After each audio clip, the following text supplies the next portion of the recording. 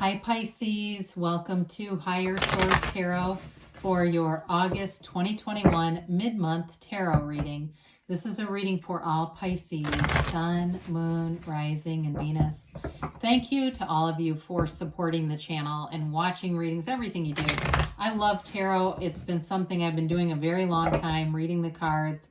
It is part of who I am, and so I see myself continuing to continue here, but I can't do it without your energy, and I do appreciate that. If you are new here, welcome to you. I post new readings every Friday, then again on Monday. So if a reading doesn't resonate, just check back in a couple of days. You can watch a new reading. You could check other parts of your chart that will give you a more complete energetic profile.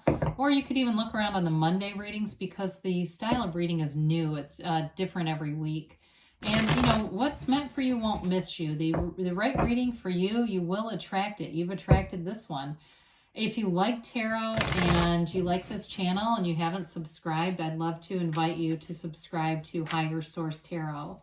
All right, what advice do you have for Pisces, Sun, Moon, Rising, and Venus? What does Pisces need to know, please?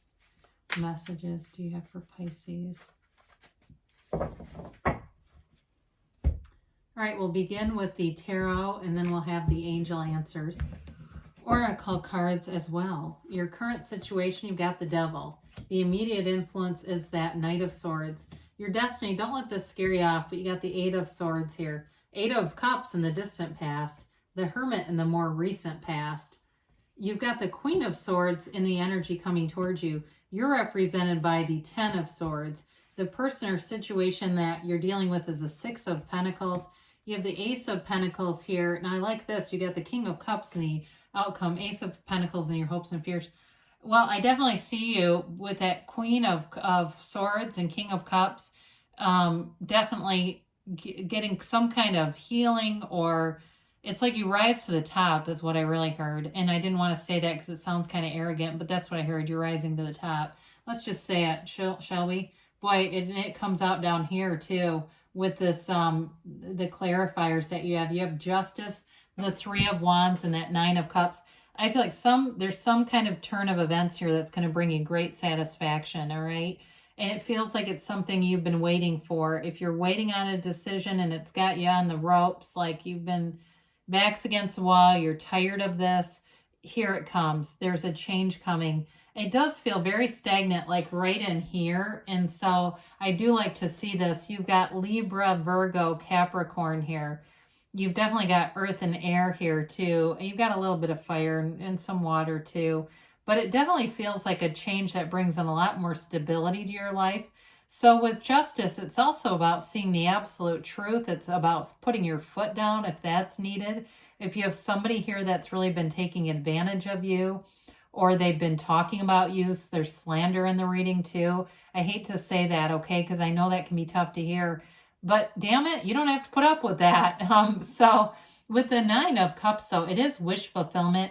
And I don't ever want to bring revenge into a reading, but it's like what I kind of got, and I just want to be upfront about it, is like there's some turn of events here. Somebody that's been doing something, they get put into your place, and it does bring a little bit of satisfaction, okay? And that may be for only like one of you on here. But it's sort of that relief, too, of the, you know, they're not going to do it again. Like, you know, okay, I don't have to worry about this anymore. It's like it almost frees you, okay? And I don't see it being anything like terrible, but there's just something that comes in here. And with that Three of Wands, it may have seemed like it took a while. Like you knew that the universe is working with you. You know that there's always universal laws in play. You know that. We all do. And so sometimes when it's like somebody does something that you really don't understand why they would do it, why would they hurt another person like that, you kind of stand back, you focus on your own life. The Three of Wands is that visionary. So some of you have really invested in your own life, and that's how things get freed up. In terms of a love interest here, you may already have one with the King of Cups and the Six of Pentacles. This could also be like a work-related thing, which is what I really got initially. It's more like something like that, or it could be an ex if you've gone through a divorce. But I do feel like things are getting righted, and there may have been quite a nasty exchange here. The devil energy is, again, that restricted, cyclical crap, that toxic energy. And sometimes it can start with low self-worth. It can start with trying to help somebody out, and it becomes very codependent and toxic. And so with the devil energy, it's really about releasing limitations, limiting beliefs, anything that really you can tell that it's not the right situation for you. You end up in it and really feeling like it's a struggle to maintain, right? And so with this, it's also when you know the shadow aspects, you can bring those shadow aspects within yourself into the light. And so it's that contrast, like we talked about, paying the price of contrast, but that allows you to know what you need to know to set your intentions and bring in the prosperity, the abundance, because with the devil, it's like it never grows. Even if there's a promise, the person says they're going to change, they apologize profusely, they just don't. There's something about this that's attractive to them. And for some of you, I hear self-indulgent self-criticism. And so it may be somebody you're dealing with. Those people that they talk about themselves, but it's like negative, but it's almost like they enjoy you trying to build them back up. You know what I mean? Like where they're like, oh, I'm so dumb. And then you're always having to tell them they're not, and they're so great, anyway. With that Knight of Swords, I do feel like you got fed up with it, okay? Even though it's air energy, I do think that you got to the place where you were taking action. You had a difficult conversation with somebody. If it was an employer too that kept you on the line, you may have walked off of a job, but you have something much better where you're much more respected coming in. Or if you got fired, I'd say you got released. There's a really good Abraham Hicks piece when they were doing live hot seat presentations about a woman who got fired, and she had been with this company for like 8 years, and she hated the job, and she was super loyal to them, and she ended up getting a better job. But basically, Abraham said, well, would you have quit? And she said no, and they said, then you had to be fired. Your deep desire was to be released, and you wouldn't do it, so the universe did for you what you wouldn't do for yourself. Speaking of being released, here we go. So with the Eight of Swords, for some of you, you may be a little bit prone to people pleasing. You like to keep the peace, but sometimes that can keep you confined in this kind of energy where maybe you're prone to kind of people's comments and things, and having a sensitive soul, right? You feel things, and especially energy. You may be somebody too that feels energy very deeply, and so it can keep you in this when you're around people who have very chaotic energies, or they're just in a very low vibrational place. You may find in your life path that just doesn't fit you. And so for some of you, I do like to see the Eight of Cups right after that, because that frees and liberates you from that Eight of Swords. The Eight of Swords too, though, can indicate, though, having a feeling of guilt, like almost taking on more responsibility than you need to, and then feeling guilty. I hope that makes sense. Like responsibility for situations, like other people's feelings and stuff. Now, talk about the being on the path of the hero's journey. You have it big time here with this Eight of Cups Hermit, and then even going into the King of Cups.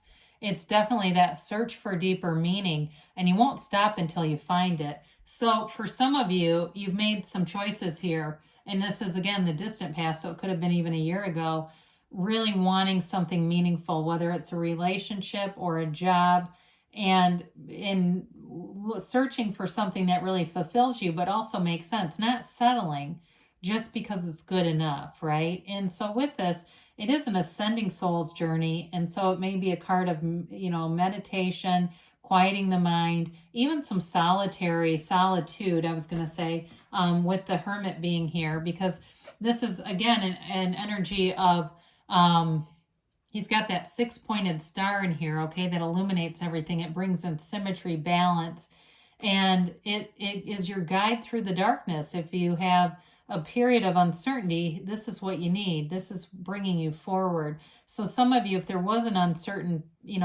period a year or more ago, of course, a lot of us had that. This is that wise part of you. This is when the soul learns about spirituality and source energy. It's connecting to your source. And so it really is an energy of quieting things down around you. It's an old soul's energy too. So some of you may have even met somebody around this time who really is that old soul, that kind of strong, silent type, who would rather take things in, analyze quietly, and then make decisions based on that. Not an impulsive energy at all, a very deep, spiritual, intelligent energy. Okay, it's making intelligent choices, and there's no rush here either. It's not, sometimes we get confused by this card and we think of it as a hermit, like a little old crusty man who lives by himself. That is not what this is. It's really being in balance. And so with this, you don't feel an urgency to do anything because you know you're in the right place. And so some of you too, it may have been, if it was a job loss or something, being in the right place in the right time, getting all the right information to move things forward. So with the Queen of Swords, if it was a job loss, some of you may have good documentation, or either way, if it was an issue too with another person, where there's something about this, it's like documentation or things in writing that really help you. The Queen of Swords is meticulous with details, so you have a real eye for details. And also too, with the Hermit energy, it's a very efficient kind of energy. You don't waste a lot of time here. You get things done, and it helps you to have power in a situation. The Queen of Swords, I hope I didn't call her Wands. If I did, I apologize. Anyway, the Queen of Swords is a very intellectual energy. And again, with justice here, it can be an energy of the law too. Any legal decisions, this goes in your favor with the two upright swords here. All right. See how both of those are upright? Those indicate success and victory in your favor. And two, with justice and the pillars, those are pillars of knowledge and wisdom. You have that multiple times, and it's like the truth comes out here. But it sets you free. It liberates you from this Ten of Swords energy, which has you feeling kind of down. It may feel like you put a lot into a situation, and it's like we said in the beginning, kind of just being sick of it and getting enough to the place where you just go, this isn't going to continue. Now, with this being a 10, it is recovery from this too. So you're not staying here. It can be a bit of a dramatic ending to something, and feeling like you were cheated, feeling like you were, and maybe you were, it's not just feeling it, maybe that actually happened, or feeling like you were in some way betrayed. But there's a recovery here, and it's like one of those times when you are in that storm, you're in that season of crisis. From there, you make your biggest and best comeback yet. This is not an ending, it's a new page in the story. So with the Six of Pentacles, you've got a situation coming in that feels very balanced. It is definitely a reciprocal energy. So in a love relationship, if it was a relationship that ended here, I feel like though it's not really that. I feel like you have somebody already who brings in the balance, and maybe that's it too. Maybe they're a Libra and they've got that voice of reason that seems to pop up at just the right times. But in terms of a job, it's definitely feeling compensated for the work that you put in, and feeling like you're on the right path too, like you're making gains, you're seeing financial growth and abundance. And the Ace of Pentacles, if it's a business or anything you started on your own, you're getting all the right resources. You're getting referrals that you need. Or if it's you work for a place, the word referrals comes in. You're getting new opportunities. It's a new chapter. It can be in love as well, or health. If the Ten of Swords has anything to do with health for you, it's that recovery, that comeback, that feeling like everything's new and anything is available to you here. It's long-term though, so this is not a short-term offering. It's like getting all the momentum going to make it a long-term opportunity. So we talked about the King of Cups a little bit.